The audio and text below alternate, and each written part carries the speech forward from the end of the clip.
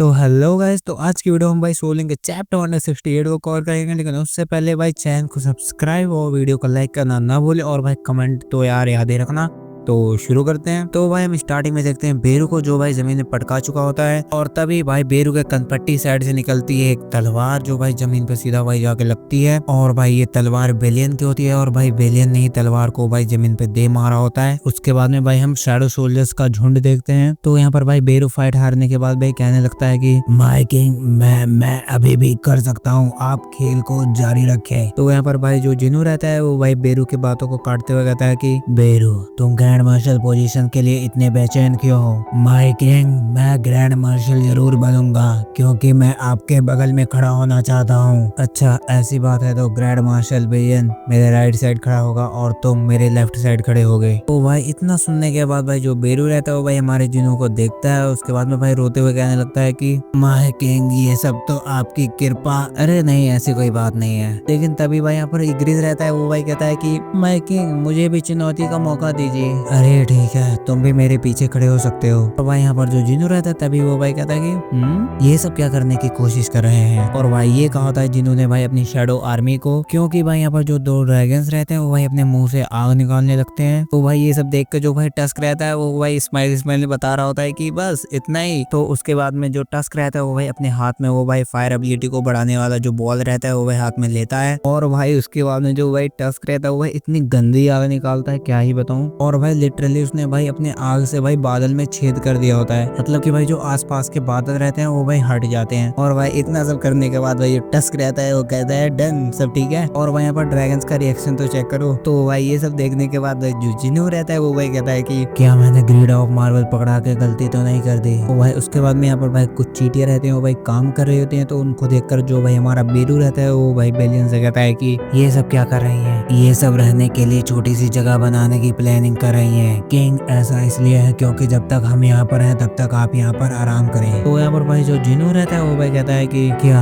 ये सब करने के लिए बेरू ने कहा था? तो उसके बाद भाई जो बेलियन रहता है वो भाई हमारे जिनू से कहता है कि माय किंग, तुम शैडो आर्मी को शैडो में क्यों नहीं बुला रहे हो? तो यहाँ पर भाई बेलियन का कहने का मतलब है कि जो शैडो आर्मी है उनको एक्सट्रैक्ट कर लो, मतलब दोबारा बुला लो, जब काम होगा तब दोबारा भाई अराइज कर बुला लेना। तो भाई यहाँ पर जो हमारा जिनू रहता है वो भाई अपनी शैडो आर्मी की फीलिंग्स को समझते हुए भाई कहता है कि मैं बस उन्हें थोड़ी सी राहत देना चाहता हूँ। जब तक वह सब यहाँ नहीं आए थे तब तक वह डायमेंशनल रिफ्ट में फंसे हुए थे। बेलियन, क्या तुम्हें दुख नहीं होता कि अब तुम उनसे कभी नहीं मिल पाओगे? मेरा मतलब है कि एशबोर्न, तुम्हारे पिछले शैडो मोनार्क। तो भाई इतना सुनने के बाद भाई जो बेलियन रहता है वो भाई कहने लगता है कि मैं उस समय भी उनके साथ था जब वह रूलर्स का सामना कर रहे थे जो एब्सोल्यूट बीइंग के खिलाफ थे। और जब उन्होंने शैडो मोनार्क्स की पावर्स को पा लिया तो मैं खुद ही उनका शैडो सोल्जर बन गया और मैं पहला शैडो सोल्जर था। मतलब कि यहाँ पर भाई जो बेलियन है वो भाई हमारे शैडो मोनार्क के साथ ही फाइट कर रहा था जब भाई हमारा शैडो मोनार्क मतलब एशबोर्न तो वो भाई रूलर था एक। तो उसके बाद भाई रूलर्स के फाइट के दौरान यहाँ पर बेलियन मर चुका होगा, लेकिन यहाँ पर भाई शैडो मोनार्क को उसकी पावर्स मिल जाती हैं। तो यहाँ पर भाई बेलियन को भी एक्सट्रैक्ट कर लिया होगा उसने। मैं उनके साथ अनंत समय से हूँ और मुझे उनके डिसीजंस पे कभी कोई शक नहीं हुआ। तो यहाँ पर भाई जो जिनू रहता है वो भाई कहता है कि मैं तुम्हारे और एशबोर्न के बारे में और जानना चाहता हूँ, क्या तुम मुझे और बता सकते हो इसके बारे में? ये कहानी बहुत लंबी हो सकती है। यह बात तब की है जब मैं विश्व वृक्ष का एक फल था। स्वर्ग के सभी सैनिक विश्व वृक्ष के शाखाओं के फल के रूप में जन्म लेते थे। तो भाई लोग यहाँ पर बेलियन के स्टेटमेंट के अकॉर्डिंग चले तो यहाँ पर भाई जो रूलर्स थे वो भाई अच्छाई के साइड थे, तो वो भाई स्वर्ग के सैनिक ही थे। तो उसी में से जो हमारा एक बेलियन था वो भी था। लेकिन जहाँ तक मुझे लगता है रूलर्स से जो मतलब कम पोजीशन वाली होगी वो भाई हमारे बिलियन की होगी। तो भाई हमारे एशबोर्न ने जितनी भी फाइट की होगी तो उनके साथ भाई हमारा बिलियन रहा होगा। फल?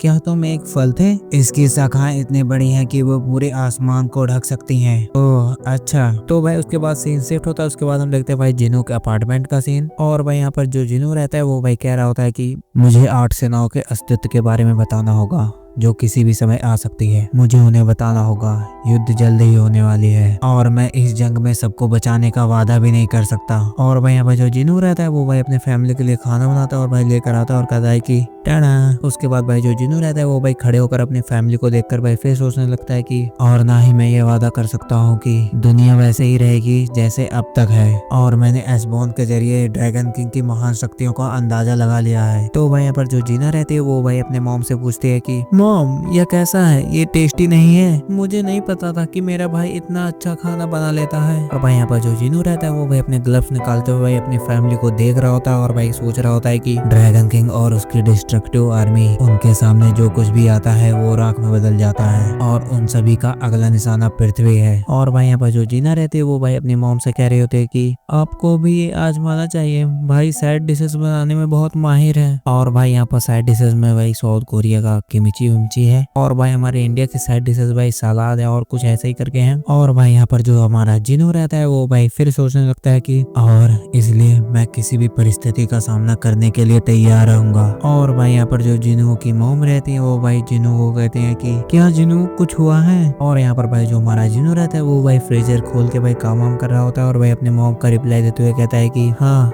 आप किस बारे में बात कर रही हैं? तो उसके बाद भाई जो जिनू की मॉम रहती है वो भाई जिनू का रिप्लाई देती है, जब भी तुम्हारे पिता कोई खतरनाक काम करने वाले होते थे तो वह अक्सर मेरे लिए खाना बनाते थे, तुम एकदम अपने पिता की तरह हो। तो भाई यहाँ पर जो जिनू रहता है वो भाई कहता है कि नहीं मॉम ऐसी कोई बात नहीं है। और तभी भाई जो जिनू रहता है वो भाई दरवाजे की तरफ जाते हुए कहता है कि मुझे लगता है कि कोई मेहमान आया है, मैं जाकर देखता हूँ। लेकिन तभी भाई जो जीना रहती है वो भाई कहती है कि अच्छा लेकिन दरवाजे के पास तो कोई घंटी लगी नहीं है। तो यहाँ पर भाई जो जिनू रहता है वो भाई दरवाजा खोल के भाई जाते हुए भाई जीना का रिप्लाई देता है कि अबे चल हटना रे। और हम यहाँ पर देखते हैं भाई मेहमान और कोई नहीं, वो होते हैं भाई जिनू के फादर। तो भाई यहाँ पर जो जिनू के फादर रहते हैं वो भाई हमारे जिनू को कहते हैं कि मुझे माफ करना, मैं बिना बताए ऐसे ही तुम्हारे पास चला आया, लेकिन क्या तुम अपना समय थोड़ा दे सकते हो? तो भाई ये सब बात करने के लिए बाहर जाते हैं और भाई यहाँ पर जो जिनू के फादर रहते हैं वो भाई हमारे जिनू को भाई कह रहे होते हैं कि जब मैं इंटरनल स्लम्बर से उठा तो मुझे लगा कि मैं स्पेशल हूँ, लेकिन मुझे एहसास हुआ कि ये चमत्कार ऐसे ही नहीं होंगे और इस इंटरनल स्लम्बर की बीमारी से सिर्फ 2 ही लोग जाग पाए हैं, मैं और तुम्हारी माँ। मैं खुद को तुम्हारे ऊपर संदेह करने से रोक नहीं सका, तो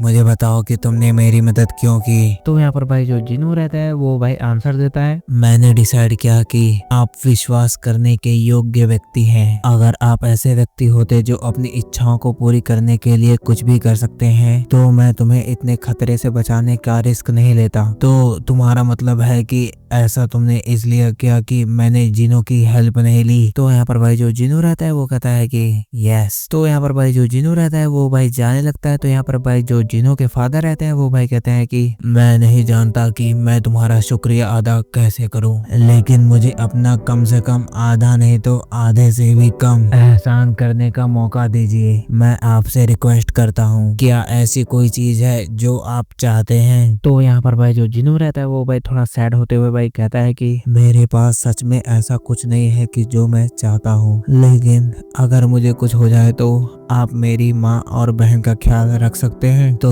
क्या इतना काफी होगा? हाँ मैं अब समझ गया हूँ, ये सब तुम मुझ पर छोड़ दो, मैं तुमसे वादा करता हूँ। तो उसके बाद भाई यहाँ का सीन शिफ्ट होता है। तो यहाँ पर हम देखते हैं भाई जो चाइना में गेट बड़ा सा ओपन हुआ होता है। तो यहाँ पर भाई हु जिनचुल को भी देखते हैं जो भाई कह रहा होता है कि यह सिंगाई चाइना का सबसे बड़ा गेट है और यह इतना बड़ा गेट केवल चाइना में ही नहीं देखा गया है, ऐसे गेट दुनिया भर में 8 जगह दिखाई दिए हैं और लगभग सभी गेट एक ही समय पर। तो हंटर संग आपको क्या लगता है? तो यहाँ पर भाई जो हमारा जिनू रहता है वो भाई कहता है कि नहीं यह वह नहीं कर रहा है। तो आपका मतलब है कि यह आपकी सेना नहीं है? हाँ ये हमारे दुश्मन है। और भाई यहाँ पर जो जिनू रहता है वो भाई चेयर से उठते हुए भाई कुछ ज्यादा ही सीरियस होकर कहता है कि चेयरमैन क्या आपको मेरे ऊपर विश्वास है? हाँ मैं तुम पर विश्वास करता हूँ, लेकिन क्या हुआ? तो आप फिर उस बात पर विश्वास कीजिए जो मैं आपको दिखाने जा रहा हूँ। क्या? क्या दिखाने जा रहे हो। और तभी भाई जो हमारा जिनू रहता है वो भाई हुजिन